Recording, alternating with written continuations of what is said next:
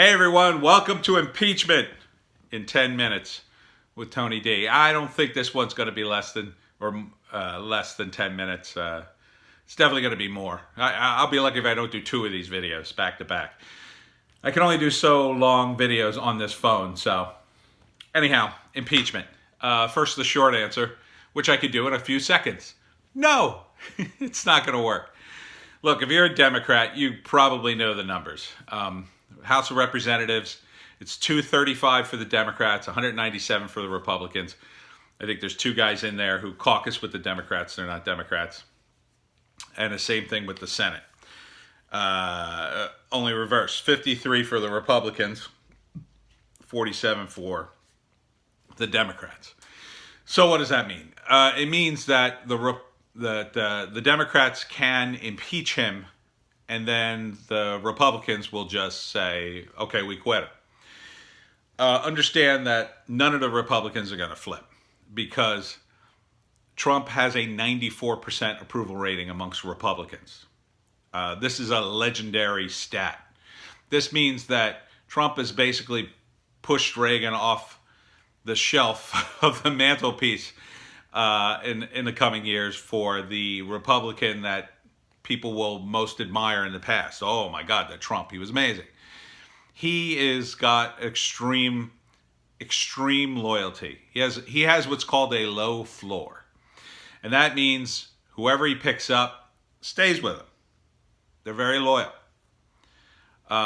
So even if you look at that stat, 94%, that means at best you have one, maybe two senators who are dithering and considering, yeah, maybe I'll vote for impeachment and F Trump. That leaves 51 solid for Trump, statistically speaking. And when you look at those odds, that means that in Washington, people don't make a bet unless they know they're going to win. So, or at least they'll know what they're getting into. So none of the Republicans are going to flip for Trump. In fact, quite the opposite. The Democrats may, especially in the Senate, may flip for Trump to protect Trump because he is popular. And if you're a Democrat in a purple district, or a district that's really red and you barely won, there's no way you could vote for impeachment and expect to be reelected. You'll be thrown out on your ass. Now, there's a hardcore center in the Democrats who are just dying to get rid of Trump. I would say that probably ranks, the super hardcore lefties. You got 25% of the parties like that. The rest, not so much. And you've got a lot of politicians in there. And what politicians do is they compromise. They make deals. They're mostly for themselves. So you have to understand that during the Kavanaugh hearings, there were 5 Democratic senators who got to vote on Kavanaugh, or who were the difference or whatever. I forget. But 4 of them voted against Kavanaugh. I guess these were the guys who were up for re-election during the midterms. 4 of them voted to get rid of Kavanaugh, and 1 voted to keep him. The one that voted to keep him got reelected, and the other 4 did not. So that's a pretty strong incentive for Democrats to go, ooh, I don't know if I want to vote for this whole impeachment thing. I might be busy that week. So you've got probably, out of the 235 Democrats, it's going to be tight, You get easily 10, 20 Democrats who are going to be like, I don't know about this. This could hurt me in an election, and this could hurt my record. I voted for impeachment. It's not even going to happen. So they may struggle to even just impeach him. But the question is, why are they even bothering if they know the Senate will just go no? It's because I think that the Democratic Party doesn't really have a platform. Trump has taken a lot of it away, and they gave it away. I mean, the Clinton era, the Obama era, they gave away a lot of jobs and they outsourced them overseas. And that was the one thing the Democrats had for many years when I was growing up. They fought for the working man. They fought for the unions. And that's why you voted Democrat. You don't vote Republican unless you're rich. You vote Democrat because you're blue collar and you're poor. That is changing because Trump has embraced populism. He has protected jobs. He is forcing companies to come back, or at least making the attempt. See, a lot of it's optics, and Trump is very good at optics. Just the mere fact you're making a show of, for instance, protecting the border. That's going to discourage people from coming into the country illegally. It just discourages them because, they're kicking up. Like when you don't hear anything about border enforcement for years and years and years, you don't think it's a big deal to sneak into the United States. Now it's a big deal. Even if it isn't really, you would probably think it is because you keep hearing the reports of all the terrible conditions. And you don't want to be caught up in that. So the calculation changes. At first it's just a money thing, but the coyotes who smuggle people across the border, that's all cost to them. So more enforcement means more cost, means they got to charge more, which means fewer people get across the border. They just go, well, I can't afford that, or I can't risk that kind of money, or it's not worth it. So, that is something that has helped jobs in the country. It's pushing the wages up because, as the pool of illegal workers shrinks, you have to pay more money to get any workers. And, Trump's optimism and his policies have worked. Things are back on track. People are making money. People have jobs. They're hiring everywhere again. Now, you may say, well, they're not hiring great jobs. Doesn't matter. The fact that they're hiring everywhere means there's competition. Means that if you're stuck in some terrible job, you can be looking and maybe move up, move sideways, move into a job that pays $2 an hour more or whatever. So that makes the labor market competitive, and it means that when people start quitting on you again and again and again, you say, well, why can't we keep people? It's because you don't pay them enough, and you're forced to raise wages, and that's what's happening. So, they're facing an incumbent president with a good economy. He's got some fairly decent accomplishments under his belt, even if most of the media doesn't want to acknowledge them. And, the worst they can say about him is he's a jerk. But nobody really cares, and everybody's kind of sick of hearing about it. Everybody's kind of sick of Twitter. Every time they come out with a new report about, this is the end for Trump, the walls are closing in, turns out it's a lie, it's an exaggeration, or it just isn't true. Coming out of the Mueller report, all the Democrats were so sure, the Mueller report, this is it, we're finally going to get to impeach Trump. I mean, you would think that if they were going to pull the lever on impeachment, it would have been on the Mueller report, and they didn't. That's because they knew there wasn't anything in there. If they knew there was something in there, they would have pulled the trigger instantly. It would have all been planned. It would have all gone ahead. There was no trigger to pull. There was nothing there, and they knew it. They knew it relatively early on. That's why they backed off of it. They know everything in advance. They plan this stuff. So why are they doing impeachment? It's because it's one of the few things that can hurt Trump. If they're doing the impeachment hearings throughout the election, it will hurt Trump. But it'll hurt the Democratic Party in the long run much more, which is why you have to stop it. If you're a Democrat, you should be screaming at your representative or at your party leadership or whomever to not support impeachment. And it's just not going to work. First off, his term's almost up. It's almost up.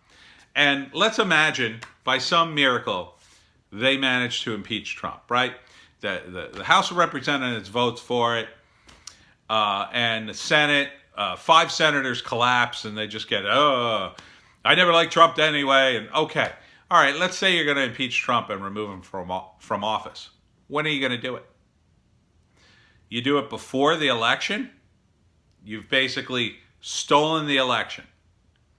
If you do it after the election, that's slightly better, but basically you're removing their guy from office, and you get Mike Pence. Mike Pence hasn't done anything, as near as I can tell. The guy had, he's never seen. He goes to a couple of dinners. I think he went to one event in North Korea. I don't know how they expect to get rid of Pence. And if it takes you 4 years to get rid of Trump, it'll take you another 4 years to get rid of Pence. And you're setting this precedent of continual investigation. And if you don't think the Republicans won't turn around and use it on you, you're wrong. If you stop now, at least now, or stop at some point, at least you can say to Republicans, well, we really hated Trump, and he was kind of a bad guy, and he really put the screws to us. But eventually we stopped. This idea we're just going to keep investigating Trump until he quits or gets impeached, it's just ridiculous. And again, if you had an airtight case against Trump, how many bites you want of this apple? I mean, you've had several bites and you've blown it. You've blown it big with the Mueller report, completely blown. It was a made-up dossier. They screwed up the FISA warrant. Everything about it was just BS. Now you got the Ukraine call. It's already screwed up. Adam Schiff quoted a made-up quote. They took portions of the calls out of context, and it turns out Biden's been doing stuff there that looks 10 times worse. 10 times worse. And when Trump made the phone call to the Ukrainian president, he didn't just make the call and talk off the cuff. He talked to Giuliani ahead of time and said to him, listen, I got to call this Ukrainian guy. I want to get him to investigate Biden.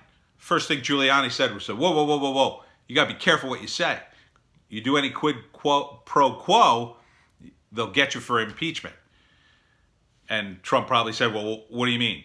Well, you can't offer him anything to investigate. He has to just sort of do it on his own. You could talk about it, you can mention it, but don't offer him anything. Don't threaten him. Don't threaten to cut off aid or anything like that. So Trump knew where the line was, and he didn't cross it. It's simple. Just read the transcript. He didn't cross the line. You could call that unethical, or you could call it shrewd, depending on how you look at it. But the fact remains that they can't impeach him on that phone call. Biden, however, basically, there's something there. Biden's already lied that he knew about it, and he totally did. There's a picture of him golfing with his son and one of the executives. So he clearly knew his son was working there. He probably got him the job, and any kind of cursory investigation is going to reveal that fact. It's already coming out that the whistleblower was in Biden's employ. So this is all dirty politics as usual. The thing is, Trump's used to playing that. He is the dirtiest fighter ever. And he's the king, and you can't topple the king. So, it would be different if you were a principled party that stood up for your belief system. At least you could go down swinging, principled, and you could be benefiting from that now. So, for instance, if Bernie Sanders had been the nominee, as he should have been, and even if he lost against Trump, I think he would have won, actually. I wouldn't have voted for him, but I think he probably would have won because he's a nicer guy. But let's say he had gotten nominated and lost. Well, people could still believe in the party. The problem with the Democratic Party is no one believes in the party anymore. So no one believes in this impeachment.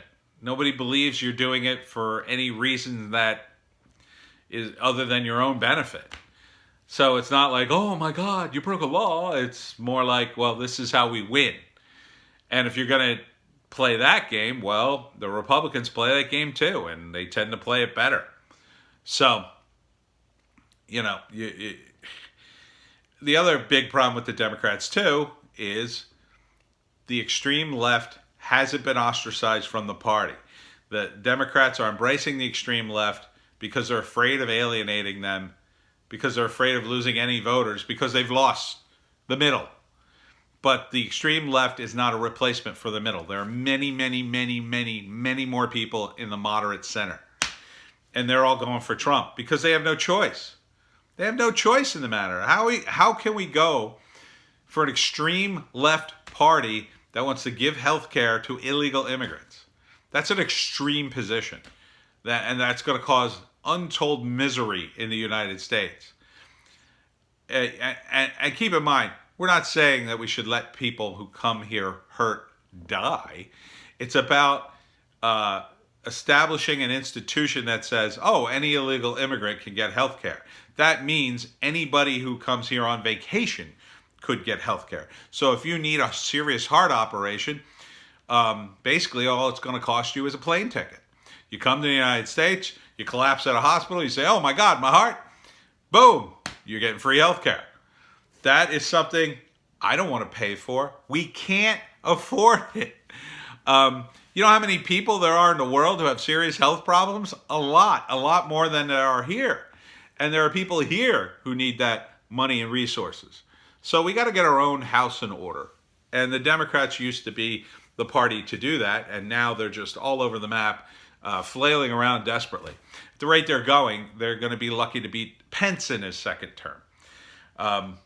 So take impeachment off the table. I'd advise anybody who's a Democrat to seriously talk to anybody in the Democratic Party that they know or are connected to and say, I do not support impeachment. This is a ridiculous fool's errand. We should just, it's too late, first off. We should just push ahead, concentrate on the election. And not that I think you even have a chance in hell of winning that, but at least if you concentrate on getting a decent candidate, I mean, you still have Pete Buttigieg in the mix. He could be at least a decent candidate. I think it's probably going to be Biden, maybe Warren, maybe Hillary Clinton at this point. Who knows? But impeachment, trying to impeach Trump at this point will just harden his base. It will alienate the moderates. And let me tell you something else.